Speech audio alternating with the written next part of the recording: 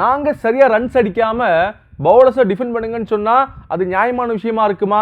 சத்தியமாக கிடையாது.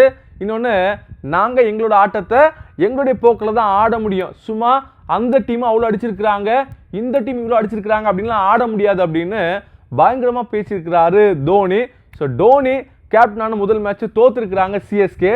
அந்த மேட்சோடைய கேப்டன் தோனியும் ரஹானேயும் என்ன பேசுனாங்க பார்த்துருவோமா?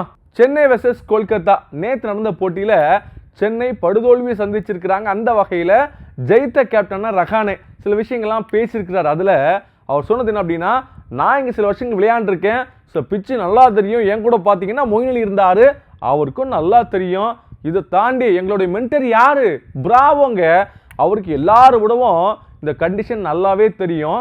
நாங்கள் பிளான் பண்ணி வச்சது என்ன அப்படின்னா, இந்த விக்கெட்டை பார்க்குறப்ப 170-80 அடிக்கக்கூடிய விக்கெட்டாக இருக்கும்னு நினச்சோம். ஆனால் பார்த்தீங்கன்னா மொயின் அலி வந்தார் இல்லையா, கரெக்டாக டார்கெட் பண்ணி பாலை போட்டார். எல்லாருமே அங்கே திணறினாங்க. அங்கேருந்து தான் நாங்கள் ஜெயிக்கிறதுக்கான வாய்ப்பு ஸ்டார்ட் ஆச்சு. குறிப்பாக சுனில், வருண் 2 பேரும் மிடில் ஓவரில் டாமினேட் பண்ணாங்க பாருங்கள். அவங்களால மட்டும்தான் பண்ண முடியும். அதே போல் வைபவ் ஒரோரா, ஹர்ஷித் ராணா 2 பேருமே சூப்பராக போட்டாங்க. நாங்கள் கிளியராக இருந்தோம். என்ன பிளான் பண்ணுறோமோ அதை கரெக்டாக எக்ஸிக்யூட் பண்ணணும் அப்படின்னு தான் ஆசைப்பட்டோம். அப்புறம் நாங்கள் சேசிங் பண்ணுறப்ப மொதல் 6 ஓவரில் சரி ஓகே நம்ம இந்த மேட்சை ஜெயிக்கணும், 2 பாயிண்ட்டை எடுத்துக்கணும் அப்படிங்கிற ஆசையோடு தான் வந்தோம். ஆனால் அங்கே கிடைச்ச ஸ்டார்ட் ஒரு உத்வேகத்தை கொடுத்துச்சு. அதன் காரணமாக சீக்கிரம் முடிப்போம், அப்போ தான் நெட் ரன் ரேட் ஏறும் அப்படிங்கிற மைண்ட் செட்டோடு இருந்தோம். என்ன தான் கேம் நம்ம எப்படி விளையாண்டாலும் சில நேரங்களில் நம்ம தோக்க வேண்டிய சூழல் வரும். போன மேட்ச் பார்த்தீங்கன்னா அப்படியே ஒரு 4 ரன் வித்தியாசத்தில் தான் தோத்தோம். ஆனாலும் பசங்க ஒரு ஃபயர் போரோடு வந்தாங்க, நாங்கள் ஜெயித்தோம். இதே இன்டென்ட்டோட நல்லா ஆடும் அப்படின்னு பாசிட்டிவாக பேசியிருக்கிறாரு ரஹானே. அடுத்ததாக சிஎஸ்கேவுடைய கேப்டன் தோனி என்ன சொன்னார்னா, சில நாட்களாக இந்த கேம் எங்களுக்கு சாதகமாக போக மாட்டேங்குது. இந்த நேரத்தில் கொஞ்சம் டீப்பாக போய் பார்க்கணும். ஏன்னா சேலஞ்ச் இருக்குது, என்ன பண்ணணும், என்ன டேக்கிள் பண்ணணும் அப்படின்னு பல விஷயங்களை யோசிக்க வேண்டியிருக்கு. ஃபஸ்ட்டு நாங்கள் போர்ட்ஸில் ஏன்னா ரன்ஸ் கொடுக்கலங்க. நாங்கள் அவ்வளோ ரன் அடிக்காதப்ப பவுலர்கிட்ட போய் நல்லா போடு அப்படின்னு கேட்க முடியாது இல்லையா.